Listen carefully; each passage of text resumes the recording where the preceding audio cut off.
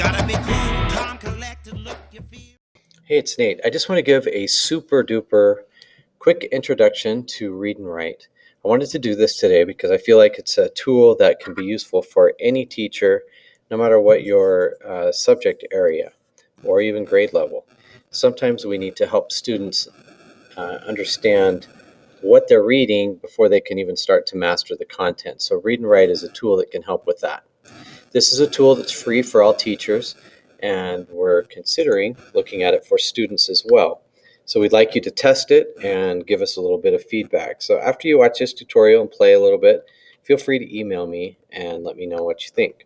I'm going to start here by going to the Chrome Web Store. And as I open Chrome Web Store, I'm going to look for the Read and Write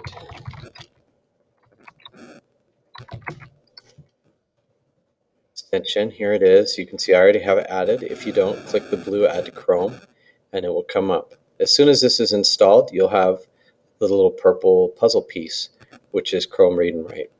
Let me show you what, we're not going to talk about everything, but let's talk about a few of the cool things it can do. So let's say I'm reading here about this and I'm having a hard time reading it. I want to catch up. I can highlight something. Let me open up, push the puzzle piece, and I get this little toolbar. So let's hear it. Hurricane Jose strengthens to extremely dangerous Category 4. This doesn't mean a student won't read it, but they can read along, and that can help them to catch up to reading levels that they need to be, or help them to better digest what they're reading. And you can see I can highlight any of this and it'll read it. In addition, Hurricane Claudia in the Gulf of Mexico has maximum sustained winds of 100 miles per hour and So you know, like for example, winds, that's winds and stuff like that. You can go in here and in the options you can change the voices and you can do all kinds of stuff. But since it's super fast, I'm not going to do everything. So let's come back here. Let's say we have a Google document, and here's one. Will it work on here, you are wondering? Well, yes, it will. Let's highlight this and see, here it reads. What is Pluto? Pluto is a dwarf planet. A dwarf planet travels around. So this also gives us options to interact with text. If I'm here on this and I'm looking at it, I'm like, what is a dwarf? What's a planet? I don't know what that is. I have some options. So I highlighted it.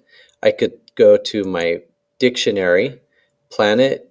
Okay, it shows me a definition right there, so I can master that.